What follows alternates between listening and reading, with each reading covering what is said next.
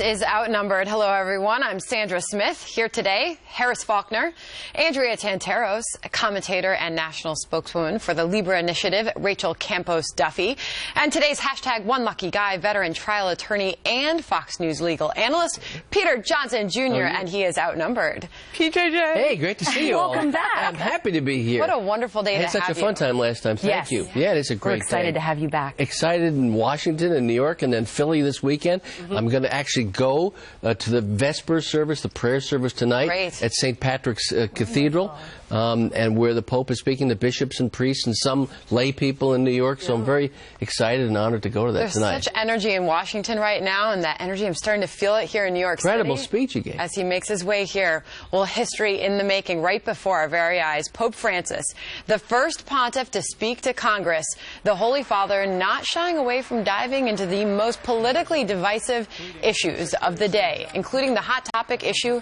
of immigration, saying we must abide by the golden rule on how we treat others and welcome immigrants as human beings. In recent centuries, millions of people came to this land to pursue the dream of building a future in freedom. We, the people of this continent, are not fearful of foreigners, because most of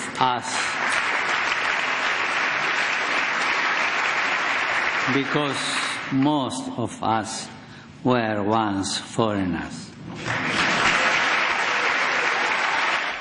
And while he never said the word abortion, the Pope repeated his plea that all life be seen as sacred, as he called for the U.S. and the world to abolish the death penalty. I am convinced that this way is the best, since every life is sacred.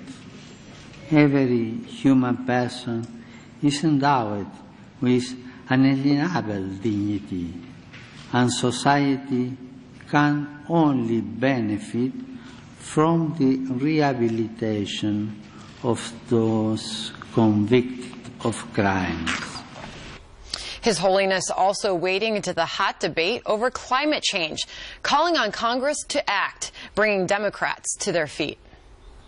I call for a courageous and responsible effort to redirect our steps and to avert the most serious effects of the environmental deterioration caused by human activity. I'm convinced that we can make a difference, I'm sure.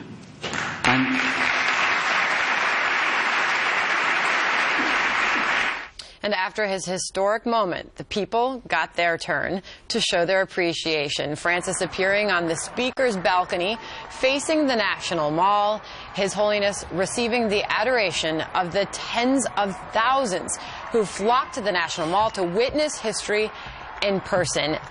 Peter, there was something for everyone in the Pope's speech, a speech that really crossed party lines. There was. It did cross party lines. In some sense, he's kissing the president. In some sense, he's slapping the president in terms of the sanctity of human life. But listen, he invoked Martin Luther King. He invoked Abraham Lincoln. He invoked two great social Catholic activists, Thomas Merton, a monk, and Dorothy Day.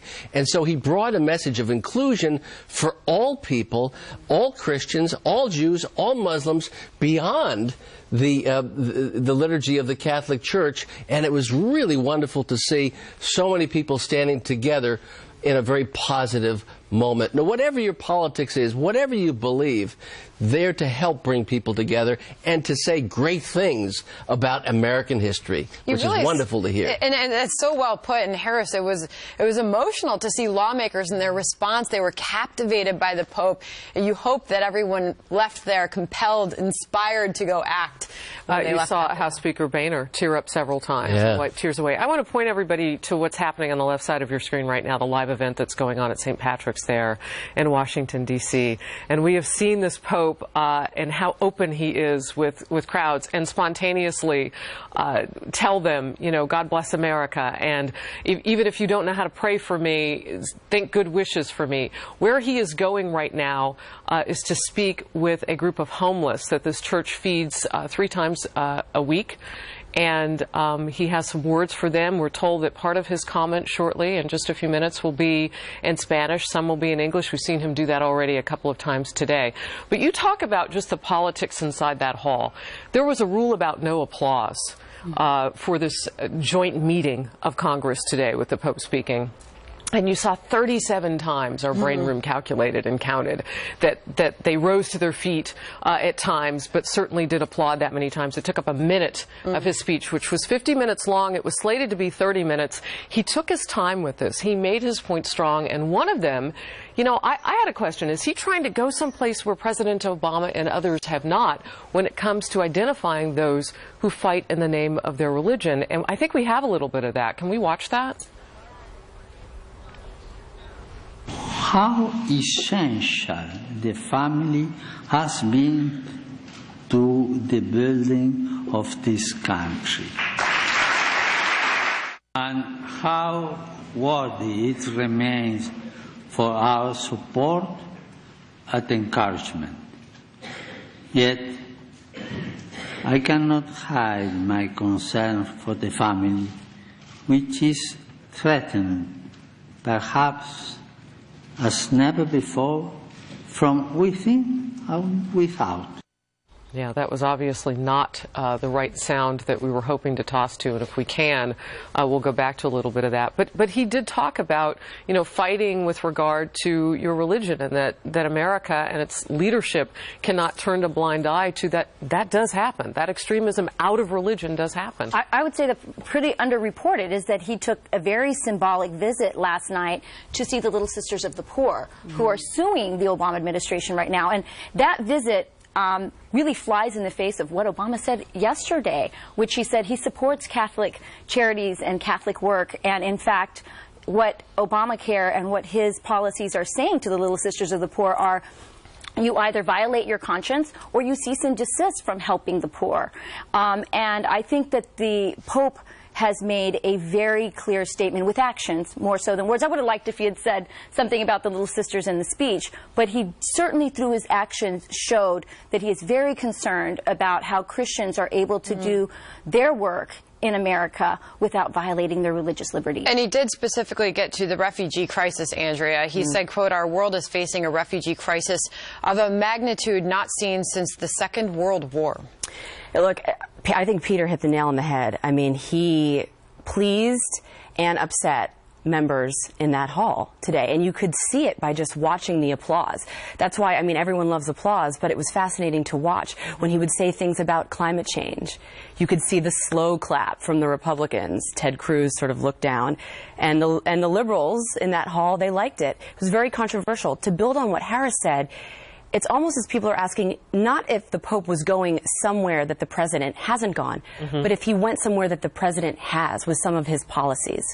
And I think that's what a lot of people are upset about, because you see politicians taking his words from a spiritual agenda and twisting them into a secular agenda. And when liberals hear it, they hear more government intervention. And the problem is, at the cost of helping the poor, the noble goal out of one of the things that Obamacare did, it actually infringed on religious freedoms with the Obamacare Act. And you've seen under this administration, yet one has also, you know, goodness can also cause some pain too. And you've seen under this president, you've seen the poor get even more poor. So, I mean, it's really fascinating when you break down the Pope's words and how it's being interpreted today by both sides. And you're right. And as I was watching it, I was very proud to be Roman Catholic.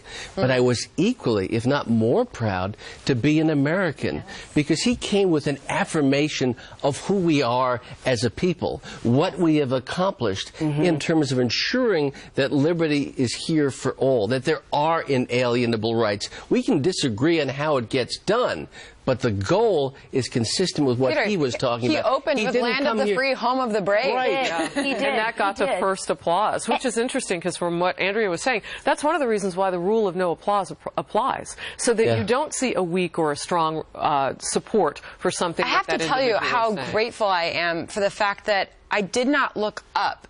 I was listening to this in my office, and I didn't look up that much, and now that I'm hearing there was partisan response, I'm glad that I merely listened. Yeah. You could hear the applause. If we haven't moved too far past it, I think we have that sound on the extremism. And he doesn't say Islam. He doesn't say a particular religion. But let's watch it and see what I think you you're think. right. Sure. Our world is increasingly a place of violent conflict, hatred, and brutal atrocities, committed even in the name of God and of religion. We know that no religion is immune from forms of individual delusion or ideological extremism. How did you interpret that? I think you put your finger on it. I think it's a shot at ISIS. It's a shot at Al-Qaeda.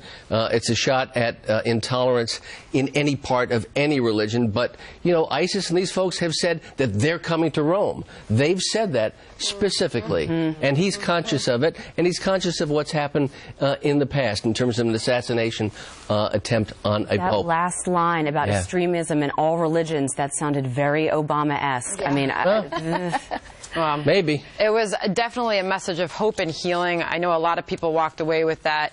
Hopefully it inspired others as well. It's an amazing thing to have our Pope right here and on his way to New York City now, by the way. A lot of streets are starting to close and already have. Crazy here. All right. Well, an intelligence source close to the investigation of Hillary Clinton's server tells Fox News the FBI is confident her deleted emails are being recovered, as a brand new poll shows most voters think she's lying about how her messages were handled.